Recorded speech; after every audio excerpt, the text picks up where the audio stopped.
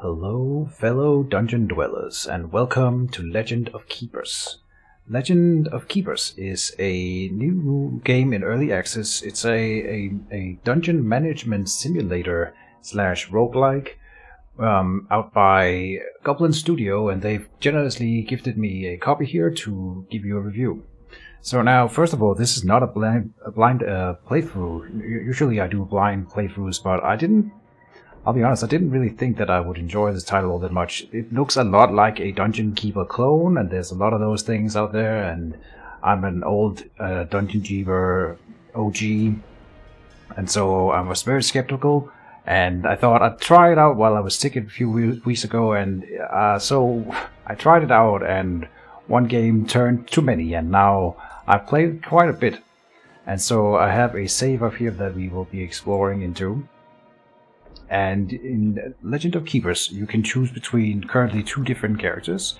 There's the slaveholder and the Enchantress. The Enchantress is the newest one. They have different specialties, and I have leveled them a bit, but it doesn't matter all that much. I'll explain all the things, and so we'll just dive in. The Enchantress is the newest one, so I think this is the one that will be most popular for you guys to watch. Let's dive in and see what she's all about. Now, when you start any game, you will have this talent tree here, and when you start a new run, new save, you will have 0 points to spend in these different skill trees here. So every run you complete, you level up and gain an amount of XP based on your performance, and then you get these talent points that you can spend. So you can see right now I've done 2 games with the Enchantress, one that I was very short, and then I completed one where I think the game's played over 3 in-game years, and then I beat that one. So now I have 9 talent points to spend. Now we'll spend them here and then go into a game. And so the first point I set is to add a treant to the starting monsters. And we'll get another one of these, because having more monsters in the game is very, very good and will help you progress and stay alive. Legend of Keepers is not like a sprint, it's more like a marathon. You have to continue to throw more and more monsters at heroes. I'll get to all of that. Well, having more monsters, let's just keep it at that for right now, is really good. So getting an extra Treant at the start, while Treants are not that great, having more monsters to send out into the world and do stuff is really, really good. Then the next one here says, monsters transformed by enchanted seeds gain extra additional life. Very cool. I haven't really used the enchanted seeds yet, but this may be the way to go about with that. And enchanted seeds again here applies Enraged, which is a buff. Down here we can get monsters and master attacks, which apply damage over time effects, have a 10% at the first degree to apply an additional effect stack. That's really good. Grants flamboyant lightning and 20% chance at the first effect here to apply burn 3. Flamboyant lightning. Oh, that's a nice skill as well. Okay, and stacks of elemental weakness applied by magical brambles increased by 1 and 2. This is a 100% chance to work, which is really nice. All these other ones that have a percentage chance to use are good when they work, but when they don't, well, obviously, the fact that they are unreliable makes them not as great. This one over here increases Treants, and let's see. I think I'll grab this one here. Stacks of elemental weakness. I've been working a lot with elemental weakness debuff on enemies in the Enchantress build anyway, so this seems to make a lot of sense. Damage dealt by magical brambles just increased by a percentage. I think I like that one too. Level that one all the way up. So magical brambles now is a really, really good spell. We just buffed it a lot. So do we want to try to build up to this one here? Killing a hero with a master spell applies enhanced resistance to next group monsters. Oh, nice. Okay, with that master spell. That's very specific and hard to do consistently, and I haven't used the Enchanted Seeds yet at all, but it is a good thing. Monsters and master attacks which apply damage over time effects have an extra chance to apply additional effect stack. That's really nice. I think I like that one a lot, because there's a lot of monster and master attacks which apply damage over time effects, and now they all have a 30% chance to apply an additional effect stack, and that means it'll probably happen more than once during each instance of a hero invasion. So this is how the first setup works. Then there's game mode, which we can look at here. And there's two different ways to play the game. There's ranked, which I don't really know how that works. I'm assuming there's like a scoring system online. I don't really care too much about that yet, but we'll just play on custom, and I like to play on hard mode because I have beaten the game on normal, I think, at least once, and then I've beaten it on hard twice. And it's not like consistent that we win every time, but I can definitely do it. Modding enabled is something we can do. I can check it right here. I thought for the first run here we wouldn't use mods, but I have downloaded some mods that we can use in the next playthrough. Now, between normal and hard, the only thing that it doesn't adjust is gold gain, and so I'll leave it at that. At some point we might try with a lowered gold gain as well. So motivation, master life, and heroes are all harder. And let's dive in and see what the Enchantress is all about. So here we are in the game itself. Let me turn up my own sound a little bit so I can hear what's going on. Maybe we even need like audio. Put up the music just a little bit. It was very loud in the intro screen, but here it's not that bad. I'm maybe a little too loud. Okay, don't dwell on it. And so we always start a dungeon with a group of adventurers attacking our dungeon. But before we look at that, we should always go and check out our monsters. We have 2 trions that we get for our skill, and then we get a random set of monsters. I don't think based on anything necessarily.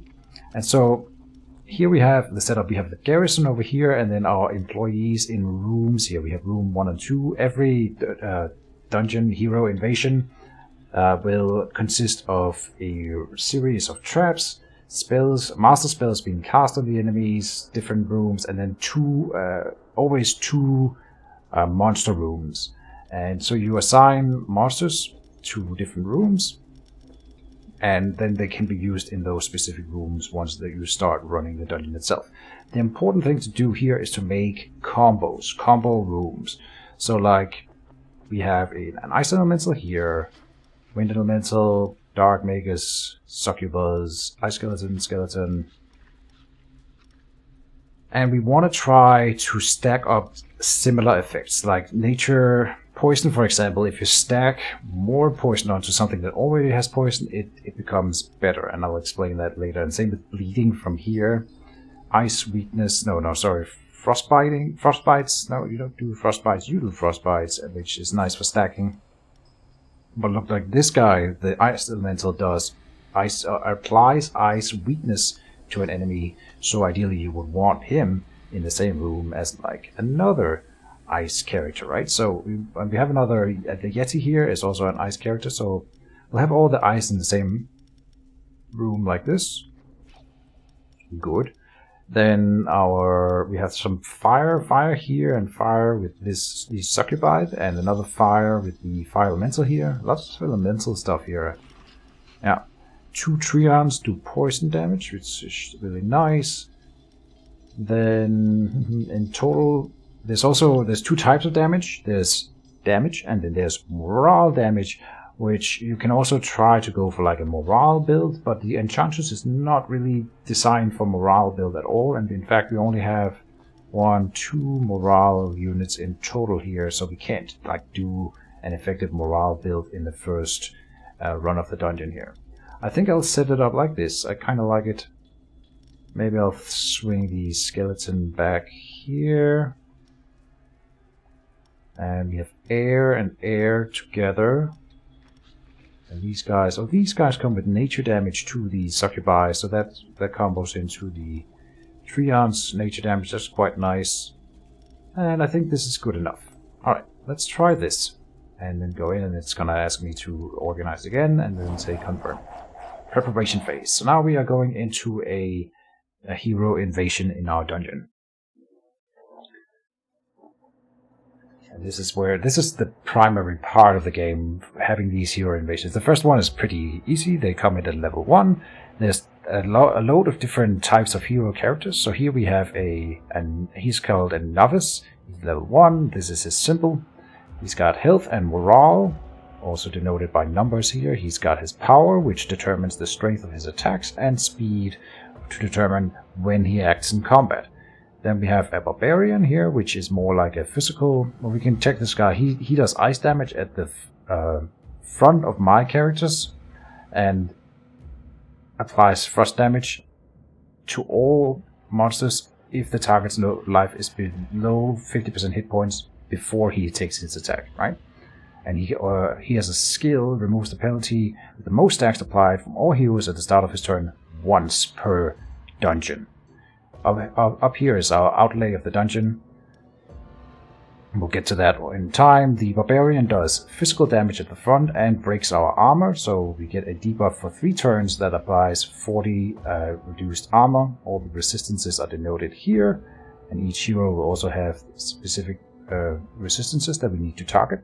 And he applies 3 enraged to all heroes at the start of each turn. This is an example of a buff or debuff. This is in this case a buff, which becomes better the more stacks of it you have. It applies 30% extra damage and morale dealt because there's 3 stack of it. Once they have taken the turn, it'll go down to 2 turns left, and then also only 20%. Then 1 turn, 10%, and if you can somehow find another way to apply more enraged, which we can also do, it goes up to 40, 50, and 60, and so on in damage.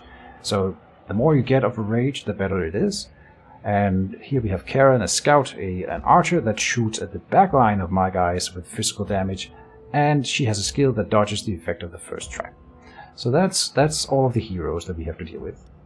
We have a trap first, then our dungeon room, the first monster room, and then we are allowed to throw a spell at the heroes, 1 of 3. Then we are allowed to use traps again. Then the second monster room, and then if any heroes make it past that, we can fight them with our master, the Enchantress. Can I click her here? No. But we can see her abilities at the bottom here, and we will get to explore these in full throughout the playthrough, don't you worry. So, here we go. We are in the first room here. We can do a myriad of different things. They are... Let's see, poison, see, they have good poison resistance above. I usually look at them on average down here, so on average they have more than 0 nature resistance, even though the barbarian is in the negative. We have, this guy has negative fire resistance, but we have plus 45% here, and then 10% on her, so we could do this guy. Oh, well, we should look at the trap room first here. It does matter, though, what traps we use, depending on what room comes after, but I think I'll set up, like, the cursed prison here. That's a really good one. And it applies elemental weakness for 3 turns. This one does not, it's not affected by how many turns is left, so it's always 20% reduced resistances for everyone for 3 turns. We could also give them poison, but I think we'll try the Cursed Prison here. So now we know that they will come in with 20% lower resistances in everything else except armor, right? So he will be at minus 45 in fire, for example, this guy. She will be at minus 10. And we have a lot of fire. We could the resistance drop in here also includes poison resistance, which is nature. So we could also go for the Trions, which is not that bad of an idea. I think we might go for the nature. It's tricky. We also need to consider what damage they do. This guy does ice to the front, and then this guy does physical damage to the front, and then she does physical damage to the back. So we don't have anything that is good against physical damage. Oh, we do. You have you, but he's weak to ice, so he would get absolutely smacked by the novice here. You can see the initiative track out here. So if I laid out just 3 random dudes, let's use different monsters, you can see that they are added to the initiative track up here with the top one being first, and then I would act, and then so on and so forth, and then it just reshuffles if there's anyone yet alive. We have ice 0 and minus 15 armor on this guy here. I think he's a decent frontliner. We have to do the math. She shoots first. We can put the fire elemental in the back. But then we should go for fire all the way. Probably not though. It's tricky. Fire. See, the thing about the succubi is that their attacks ricochet to the hero positioned behind the target if the target's armor is positive. So that's really great if the frontliner has positive armor, which the monk does not. So they are not good in this counter. At least they are not super as optimal as they could be, right? So I'm thinking we don't use the succubi here. They're really, really good when the armor is positive throughout the party. So they'll be better in the next dungeon run. But maybe we do something like this. No, they also have really low armor. So this guy has 15% armor. Here, the Fire Elemental, and he will be shot at by the archer here. So it'll take her a few turns to kill him, basically. She will do more than 40 damage, because she will get the enraged 30% for the first turn, then 20%, then 10%. It'll probably take her, let's say, 2 or hopefully 3 turns. And of these two, this guy will go first and attack the Treant. Treant will take more than 35 damage, and then, well, then the Barbarian will kill the Treant after the fact. So if we want the frontliner to do anything, we would need a faster unit. Could do this instead. She will still die in the first turn, but since she goes earlier in initiative order, we would get to use her for something. So, you know what, we are going to use the succubi. We're just going to go all in on fire. It's fine. I think that's okay. Try this. Then we don't have to assign anything here. We get to choose when we come into this room whether we want to use the enchanted seeds here, which turns a group of monsters into another type of monster after one turn, and those monsters get extra life. This is the one we could have boosted before. This one here is the one that we spend our talent points on upgrading, so this is the one we'll be using, and it's also really, really good. Applies elemental weakness again, and the Enchantress tend to do a lot of elemental damage.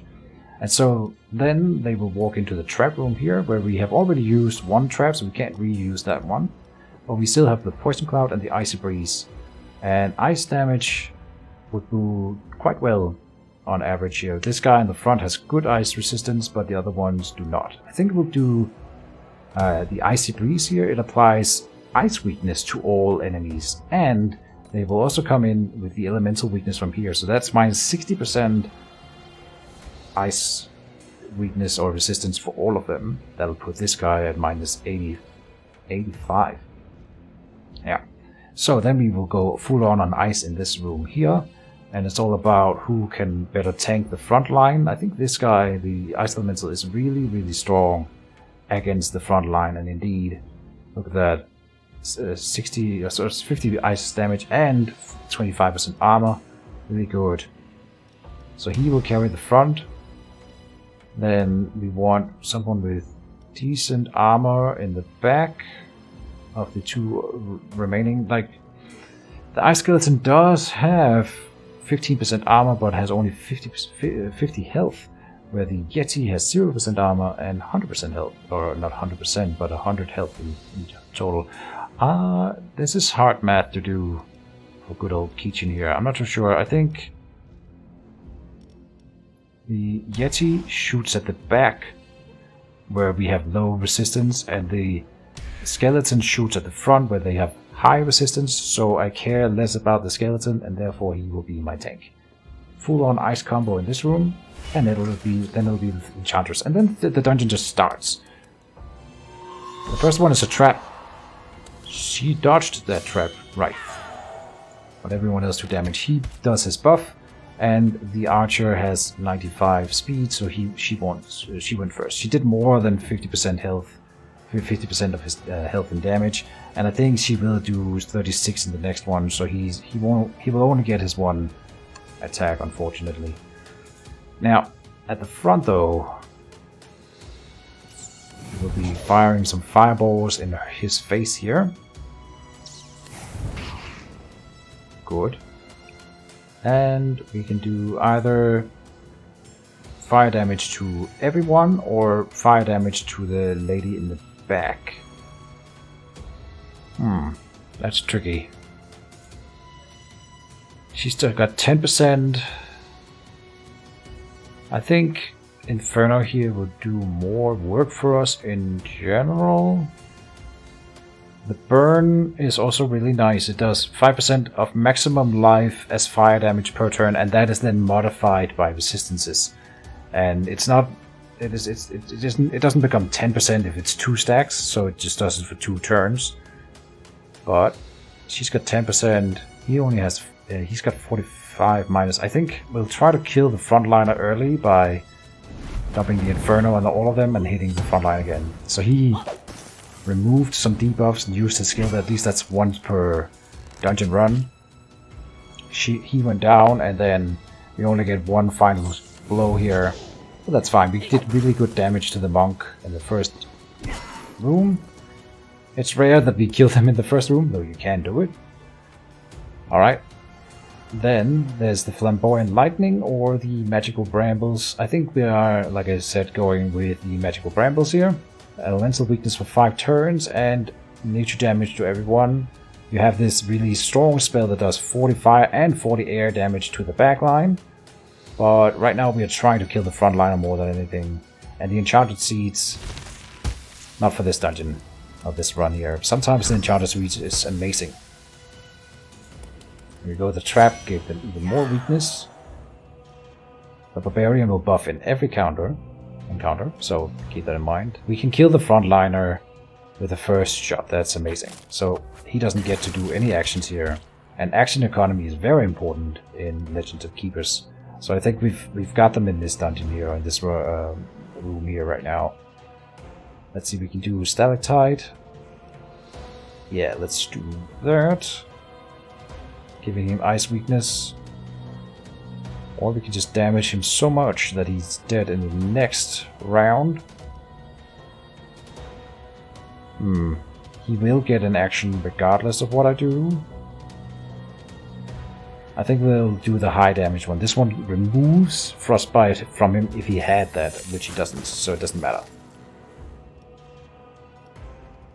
So we can slow them down now with the Freezing Breath here, which may matter. We can get her, Karen, from Ice Slow reduces the speed by 40, so she will go from 95 down to 55, which is still faster than both of those that go after her, so it won't matter. Might as well do the Ice Block then. Does a ton of damage too.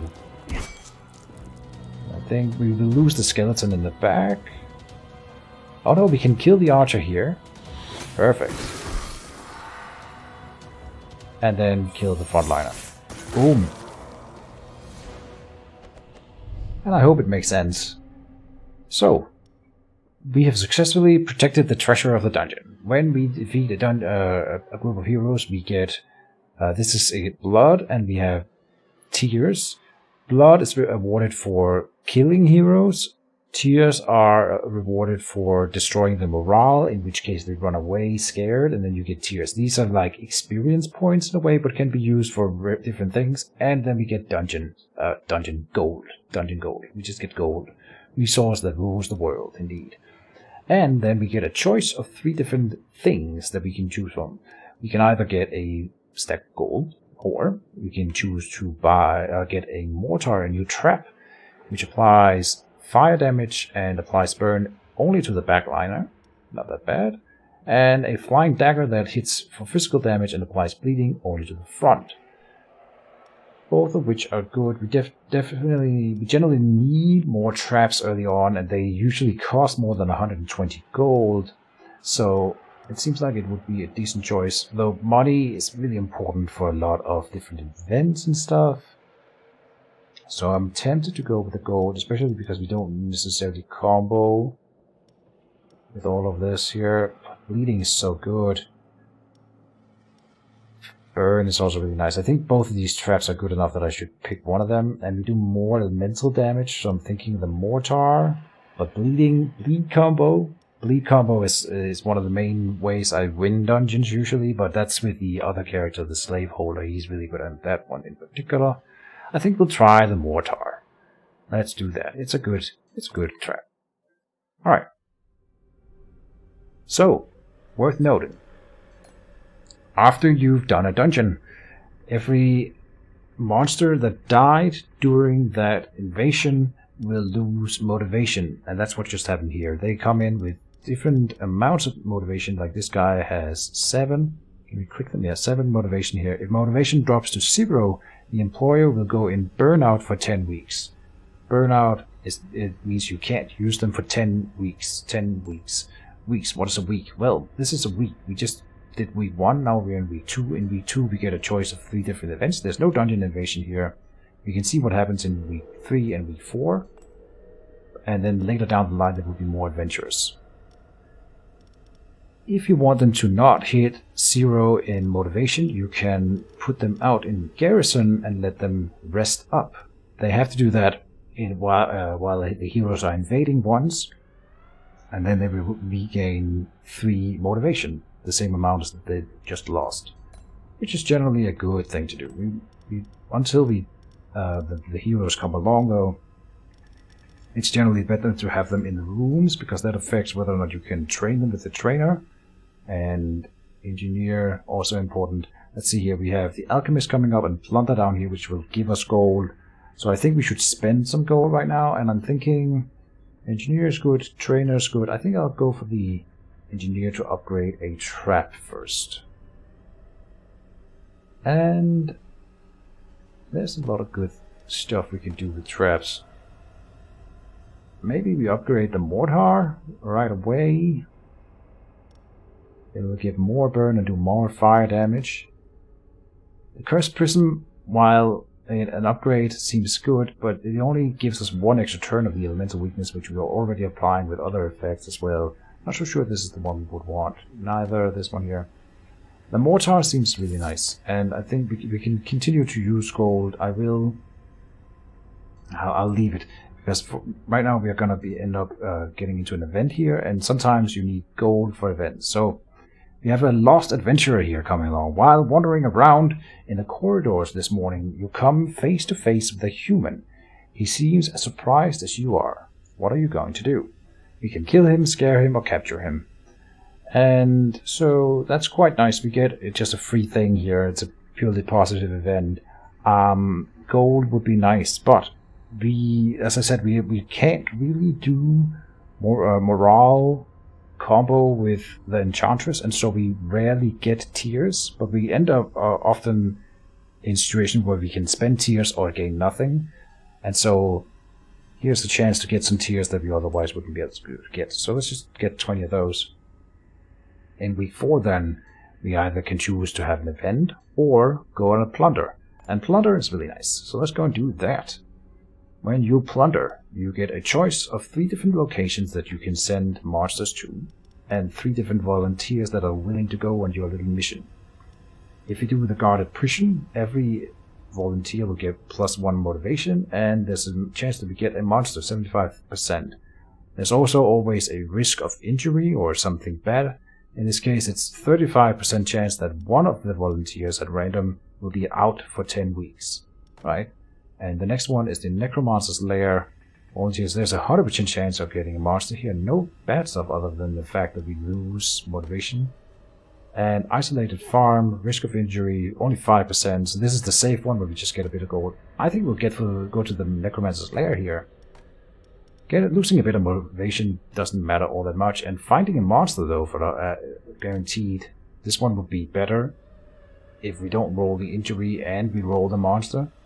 No reason to take that chance. Let's get 100% here, and we'll lose a bit of motivation, but we get a new monster, the Gargoyle. Sweet. Not an elite monster or anything, but an extra monster. Like I said earlier, having more monsters is important, because sometimes you need to put monsters out of in your garrison, and then what are you going to do? You need more monsters in rooms to actually beat the heroes, right? And so it becomes like this marathon where you have to think about getting your monsters set up and organizing rooms that make sense. Now I'll do it like this, I think. The Gargoyle comes in with air damage and bleeding, And here we have the Wind Elemental, which does air damage and gives air weakness. We have the Ghost here, Dark Magus, which gives air damage. We can also do bleeding here and bleeding there. And we have some nature going. I think we'll do like this here, because if we only have ice, which is nice, we have that trap that sets up a nice ice combo. But if we have a group of enemies that just completely ignores ice, it's nice to have something other than ice. Wordplay. Anyway, I think this is the best setup we can get right now. In traps, we have everything set up. You can also only have 6 traps available, and the rest would go in stock.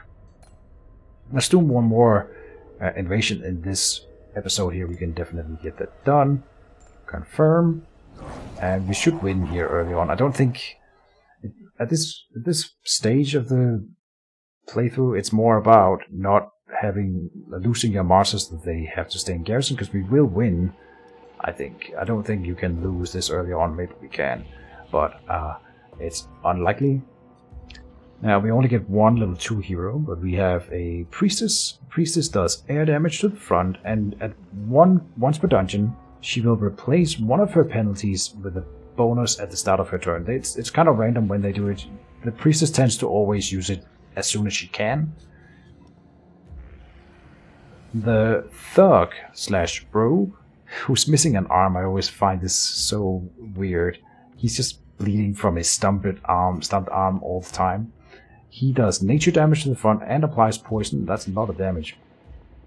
And before every fight, at the start of every fight, he does 4 poison damage to the monster with the highest life. Also really important to note. And then they have a Magician who does area damage, fire, 20 damage to everyone, and randomly moves all monsters to another position at the start of the first fight, right? And so we have to keep that in mind when we set it up. We have to actually set them up in a way that I wouldn't want them to stand, and then hope that they get shuffled to the way that I would ideally want them set up, right? So, and note that the dungeon layout is different than last time, right? Before we had the traps in front of every monster room, and now they are behind every monster room. This is completely randomized and not something we ever have control over, and it's not ever fixed. You can't predict it before you see the screen. So, this time we start with monsters. We get air damage at the front, nature damage at the front, and then fire damage everywhere. Do we have fire resistant monsters? Not really. Only the ghost guy here is fire resistant. Alright, so we will probably be using him. He does air damage to the frontliner, which has air resistance. That's not ideal. How's the air resistance all around? Not that good, so it's only for her. If we did the whole air combo, we can give them air weakness with the wind elemental, and that's probably what we're gonna do. I really like the skeleton soldier, generally, because he has this passive. Monsters behind the skeleton soldier takes 25% less damage. But it won't really help here, because they all attack the front line, and then there's an area damage, which he will then reduce the damage to the guys in behind, but he himself has minus 40 fire resistance, so he would die before it became relevant, I think. Which means we aren't using him, so we're using all the others, and so we might as well set it up right now. Let's see. Nature damage is what you do, so... Yeah, we would want the wind elemental at the front. It's best at tanking these 2 guys here. Which means that we don't want to set it in the front, because that's where it'll end up then. Then that's the only place that we can guarantee that it won't be, because it will be moved around. So I'll go for Dark Magus, Rockhard, the Gargoyle, and then Cumulus, the wind elemental, hoping that he gets shuffled to the front. But if it's the Gargoyle, he's also decently good at tanking those 2 guys at the front, not the nature one. In fact, he will probably die to the nature one. We can look at which one of them has the most HP. That'll be the air elemental, so he gets poisoned by the Thug at the start of the combat. But he has good nature resistance, which modifies poison, so that's okay. Yeah, this is how we're gonna do it. That's not an ideal room, but it's the best we can do. Now, ice. We have ice combo again, if we want it. We had the mortar that we upgraded, but look at this guy. He's got 70 fire damage, and this one only targets the backliner, so we are definitely not using the mortar. And then we have the cursed prison that we could set up. How are they on poison resistance? Also decent. Now I will do ice combo again. And here we will probably end up setting up the... I forgot the name of it. I hate that you can't see the name of the spells in the screen here, but the brambles or whatever they were called in here. And then in here we want the one with someone with good air resistance and nature resistance up front, which we can't get. We'll take the Yeti. That's the best we'll get. He will probably... No, he's faster than the priestess here, so he will get an action. That's nice. Then I think we'll go like this. All in on ice. Which the fire guy here will do a lot of damage to us, but I can't be helped. Usually it goes like that. If I want to use things that are good against the enemies, then the things that are good against them is or the things that they are strong against is also the damage that they do. It sort of usually ends up like that. I am thinking about... She has 60% ice resistance, right? And this guy only attacks the front liner. So I'm thinking that maybe we want to get the Yeti a little bit in the back, like this, so that we keep him around for longer, because he's attacking backline, which has an ice weakness. That would be quite nice. I think this is the way we're going to do it. Confirm. Then we get a final chance to do a trap, and I'll use the Cursed Prism, because this one gives elemental weakness, and our Enchantress here only does elemental damage, no physical damage ever, so it perfectly works out. Yep. And there you go. Let's hope she doesn't have to fight. Though I think in this case it might end up being the case. Yeah. And we can give them tiredness with this morale effect from the Dark Magus, and that might make us live for longer because it reduces their damage dealt. But let me think. Maybe we need to do some math here. If that gives me an entire extra attack with one of the other characters, then it's worth it. I don't think it will. It might. You know what, let's try it. Tiredness for everyone. So they won't do 20% less damage. Oh boy. Oh, he just died still. Okay, despite that. Okay. We can apply vulnerable to the front. Or air weakness to everyone. That won't really help us a lot. I think we'll just do... Even though she's got better resistances? And air weakness. He will not get a second attack. So make it count. What do you do to a target? Everyone. Yeah. Air weakness to everyone then. And she turned one of her penalties into a bonus. Lightning strike then. On everyone. Flashy. I don't think we get a final attack, no. Alright. Could have been worse. We did some good damage. We'll do magical brambles. Yeah, definitely. Look at that. Lots of damage here. And they have ice weakness and they have elemental weakness now. We can either damage everyone or give high damage to the frontliner. She's at 0% frost resistance now. We'll just do it. Deal the damage. Oh, we didn't get to attack with him. Okay. But we can kill the mage in the back now with our Yeti. We are gonna have to fight with our Lord in this fight here, I think, or in this invasion. Yeah. She dies to the frostbite, so we only have the thug coming in and we can definitely beat him. He's wounded. But that means we will take some damage here, which is kind of sucky.